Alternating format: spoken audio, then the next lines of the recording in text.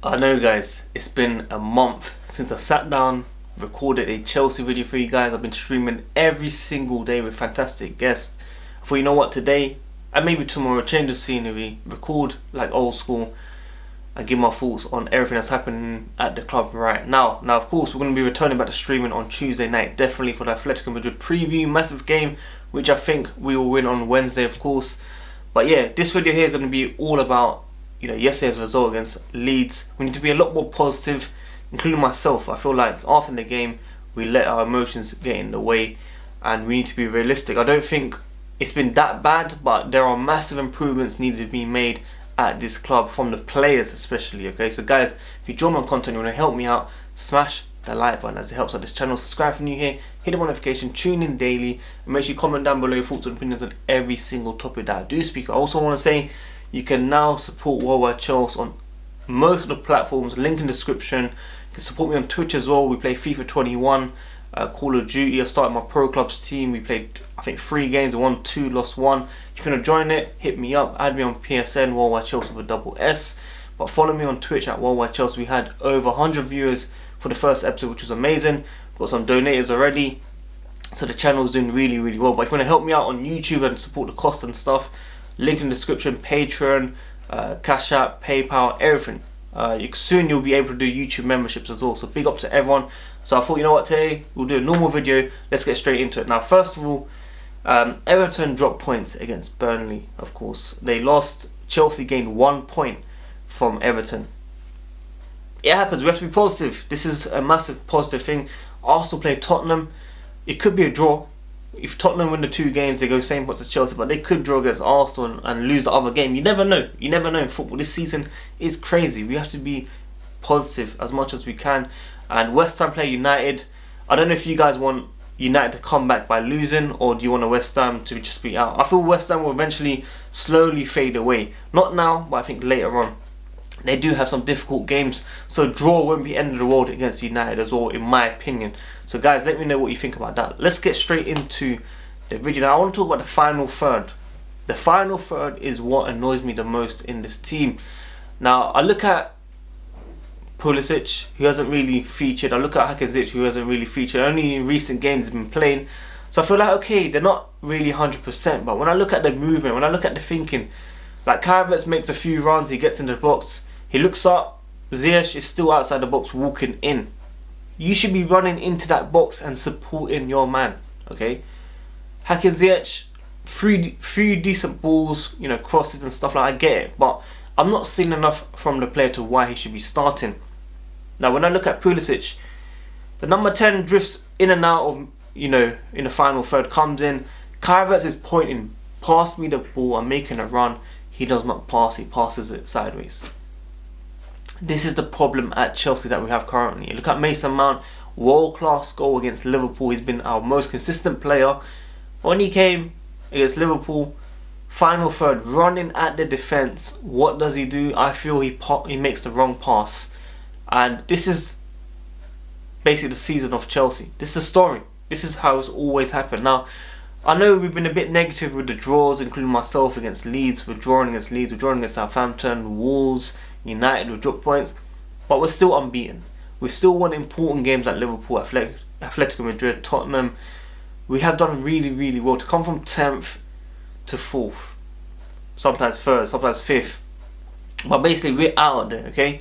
Now, if you remember at 10th, teams around us had games in hand. They still do right now, but it wasn't as bad as it was when we were 10th.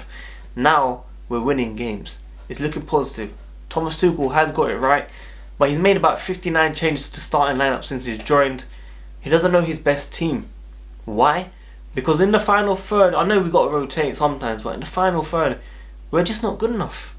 That's a fact, we're just not good enough. We're creating chances, but we're making the wrong decisions. We're not shooting outside the box. Players like Rudiger, Mason Mount get frustrated and trying to shoot outside the box because we're not doing enough. Now I want to support Timo Werner and Kai Havertz because of course Timo Werner hasn't been good enough in front of goal with his chances, but he's made so many runs where he just doesn't get that support, and that's what is killing me right now, because we need to be supporting these guys making these runs, because Timo Werner is someone that is perfect as a low blow. He could have played against Leeds. He could have run in behind like Havertz was running behind, but we're not playing them through. Why? Ben Chilwell, I don't think is a bad player. Okay, I think he's a player that's just not in good form right now, and I felt Alonso should have started instead of Ben Chilwell. Yes, I know for pace against Rafinha would have been a problem, but I feel like Rudiger with the three at the back, it helps us out for sure on that side already. And I feel like defensively, Marcos Alonso will be doing a lot better to where Ben Chilwell was making those chances. I do think Ben Chilwell will come good, 100%. We spent big money on him. We need to support him. I need to support him because I've been a lot negative about him as well. But I feel like Marcos Alonso hasn't really done anything wrong for him to be dropped in this formation. I think this formation is suited to him the best. If it's a back four, no doubt Ben Chilwell has to play. Regardless of how Ben Chilwell is performing, he has to play left back for sure. But in this position, we need to see Marcos Alonso come back. Even against Atletico Madrid, I need to see him come back 100%. And that's my take so far. Just the final third, I just don't understand why we're doing it wrong. It's the confidence. I can't tell you what it is, okay? But we have to improve in that position. We need to help our strikers score goals. Kai Havertz has done really well in the number 9 position. It might not look like it. I saw Alan Shearer say he's not doing enough, he's not making enough runs. My friend, he's not being passed through when he's making those runs. Trust me, the guy is running. The link-up play is there. He still has to adapt and get better, of course. He should have had a couple goals previous game. Things haven't gone his way, but the goals will come, like Alan Shearer said, of course. Hudson-Odoi, Mount is not playing next game against Atletico. We've got Jorginho missing next game as well. Jorginho for me has been fantastic under Thomas Tuchel, but I need to see more risks. I need to see him pass more forward passes.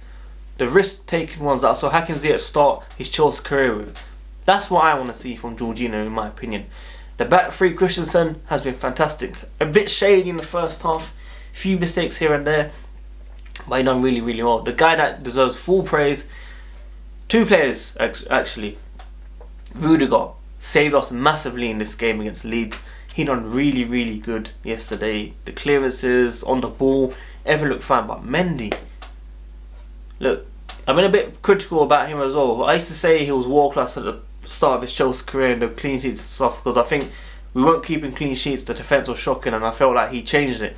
Then he went a bit down, a few mistakes in his game that I didn't really appreciate.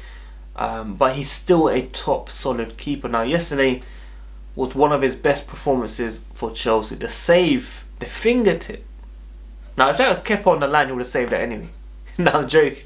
But you know what I mean, like Kepa would easily been beaten there for sure. Mendy, fingertip save onto the bar. Love it, man, love it. Even the saves that he was making, like when he was diving left and he saved it with his right hand or the opposite way. Things are looking good, okay. The stats so far, 31 games, 18 goals conceded, only 19 clean sheets, 8 clean sheets in 10 games under Thomas Tuchel. £22 million well spent. The question is, do we need a long-term goalkeeper to replace and give competition? Donnarumma comes to mind, a free transfer, but the agent is going to be very difficult to deal with, which I believe reports are saying Chelsea and the agent are trying to fix the relationship. And maybe Haaland and Donnarumma could be at Chelsea this summer. Who knows what's going to happen? I don't think we can ever predict anymore what's going to be happening with this team. So guys, what I'm trying to say is we need to be a little more patient. It is going to come, but we're in March. Okay, we're in March. Thomas Tuchel came in recently. 10 games, 10 to 12 games. We need to be putting away our chances. I don't think it's the manager. I think the manager's getting it right with the tactics. We are not conceding goals, my friend. We are not conceding goals. We were worried about Atletico, Liverpool, United, Everton. We did not concede any. Suarez, La Liga leaders, you guys were telling me, I told you guys we're going to win against Atletico. We're going to win again on Wednesday. It doesn't really make a difference like we drew against Leeds. We drew against Southampton. What did it mean? Trust me, the team will turn up. But we just need to be a bit more clinical, man, and play these guys in. The next 5 fixtures we've got in the league: West Brom at home, Palace away, Brighton home, West Ham away, Fulham at home. How many points out of 15 do you think we can get? I think we can get at least 12. At least. West Brom, Palace, Brighton, Fulham. I feel we should win those games. But West Ham, if they're still in form, it might be a difficult one, if you know what I mean. So I'm going to try to be realistic. 12 to 13 points, hopefully, out of 15. 15 will be absolutely perfect. But we need to start putting away these teams for sure. Guys, I really, really hope you enjoyed this video. It is a bit of a change of scenery. Big up the panel, support the channel, big up the donators, of course. And make sure you guys follow me on Twitch at Worldwide Chelsea. Link in the description. Play FIFA 21, Call of Duty. Come join the team. Come challenge me. Trust me, man. It was a madness, man. Like, pro club is jokes, man. I nearly had a full team. I know many of you guys probably won't play every single day, but trust me, man, it was good vibes. But yeah, hopefully Chelsea get the winning on Wednesday. Tomorrow we'll probably do a normal video as well, maybe a stream. I'm not sure yet, but maybe a normal video. But Tuesday night, Atletico Madrid preview will be a live stream 100% because it's a massive game. So guys, if you can, smash the like button, subscribe if you're new here, hit the notification, tune in daily. I'll see you guys tomorrow. Peace.